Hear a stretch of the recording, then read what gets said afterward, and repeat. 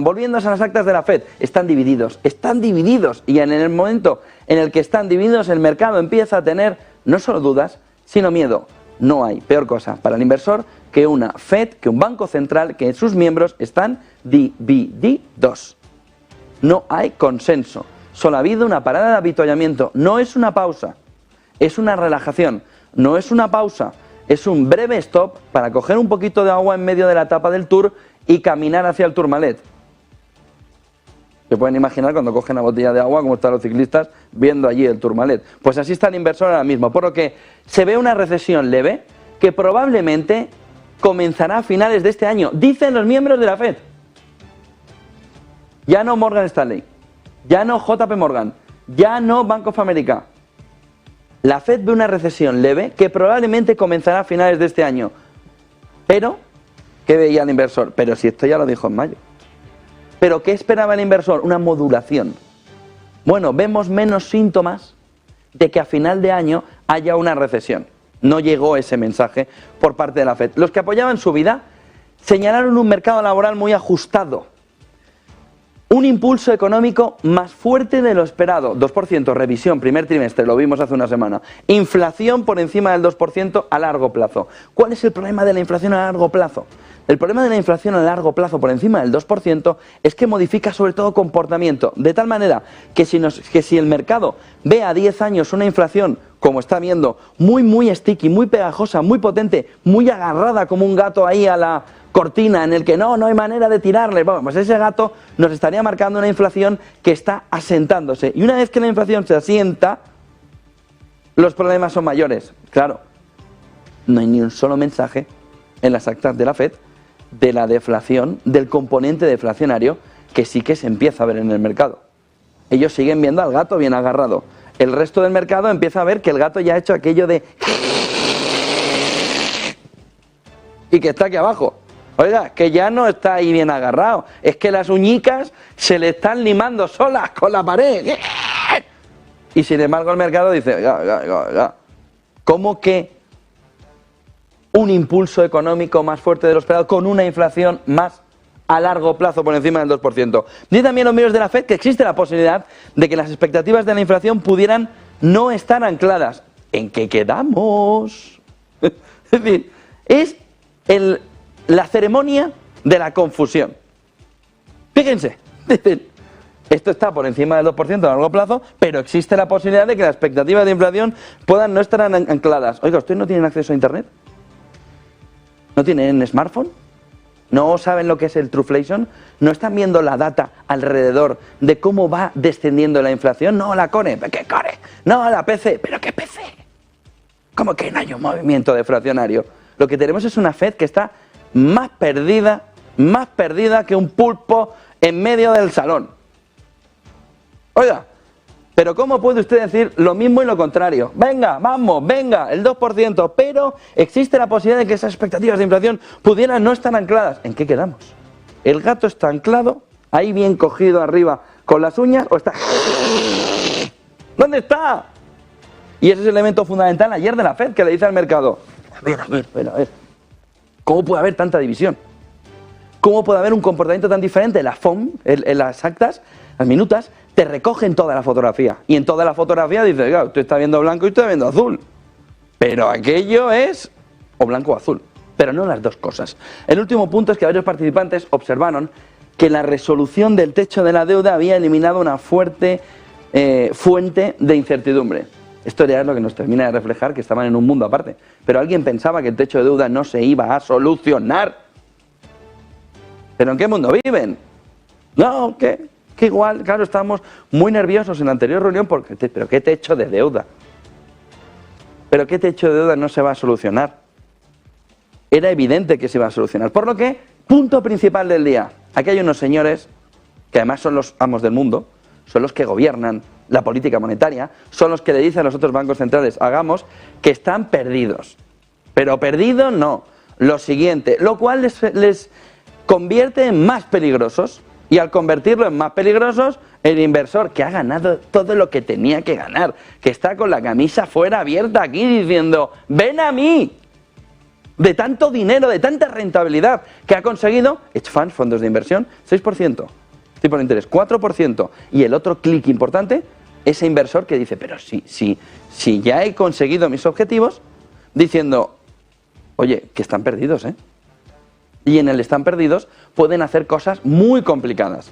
Por ejemplo, subir los tipos de interés mucho más de lo que se debería. Por ejemplo, obviar el componente deflacionario de la economía.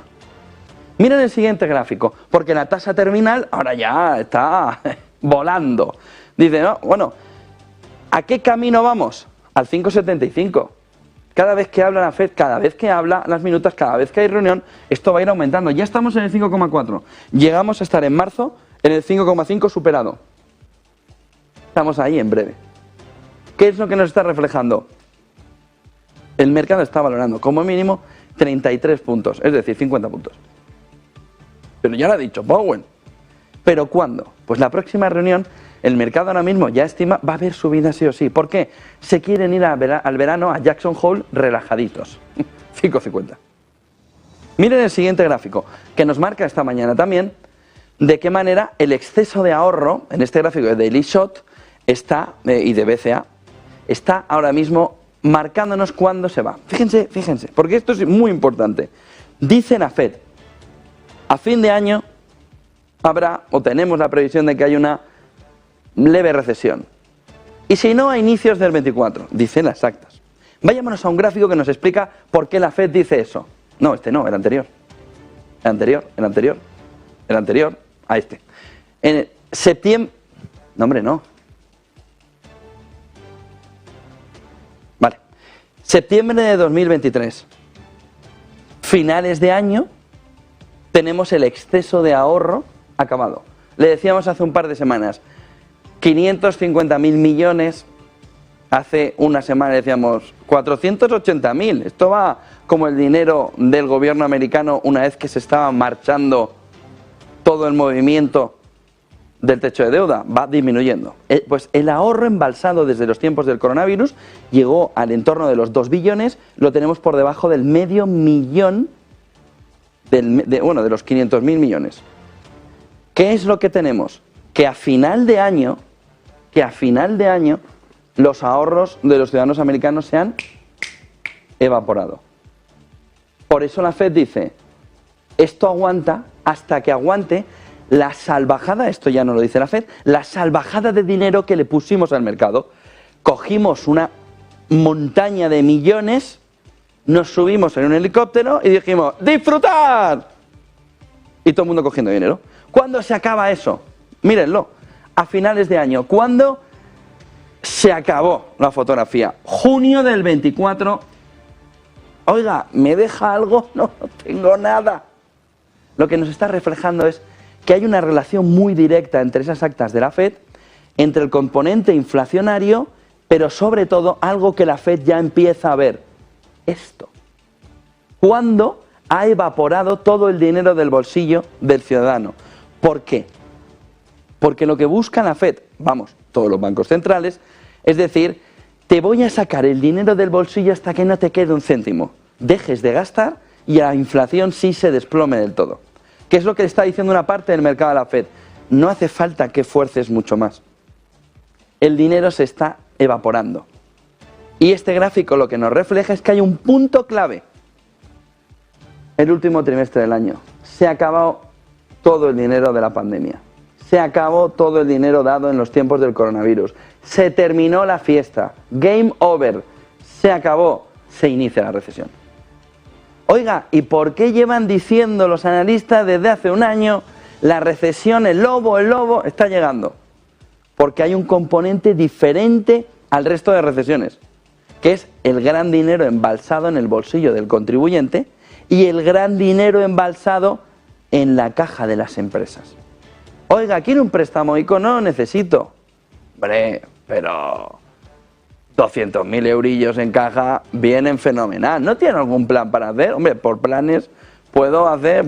se me ocurren 1000 cosas que tengo ahí puestas en el cajón, olvidadas, llenas de polvo desde hace meses. Venga, pues coja los 200.000 euros, que los regalan. No los regalan. Y si no, miren las sentencias, aval personal, el lío que hay montado. Pero ahí está. ¿Y que dónde está el dinero? En la caja de la empresa. Porque en el fondo este proyecto tenía polvo a rabiar. Es decir, no era tan importante para la marcha de la empresa. ¿Y qué ha sucedido con el ciudadano? Exactamente igual. Oiga, tome dinero. Y ahora estamos en la situación en la que, fíjense, esto es el coronavirus, aquí empieza este entorno de, bueno, empieza el coronavirus y fíjense lo que sucede con el ahorro. Oiga, vamos a viajar, no, si no puedes. Vamos a, no puedes. Vamos a, no puedes. Dinero en el bolsillo. Oiga, si es que ya me he comprado todo online lo que podía, es que me he cansado, pues empiezo a ahorrar. De tal manera que vimos, fíjense en la campana de Gauss, vimos este movimiento de subida del ahorro espectacular. Y este movimiento, ¿cuándo? A inicio del 22, cuando la inflación ya estaba completamente desbocada. Cuando los bancos centrales nos dicen, la guerra de Putin. Y dicen, la guerra de Putin. Pues qué bueno era Putin en la política monetaria. No, la guerra de Putin hizo estallar todo esto aquí, en el sentido económico. Y a partir de aquí, ¿qué hacen los bancos centrales? Sacar el dinero a poaladas. Sácalo. Que es lo que nos han hecho. Pero había demasiado dinero embalsado, por lo que la Fed nos dice, ¿cuándo? Cuando el dinero se ha acabado. ¿Y cuándo se ha acabado? En el último trimestre del año. Mañana, tasa de paro en Estados Unidos. Vamos a ver qué nos sale por ahí. Vamos a ver. Esto es en Estados Unidos.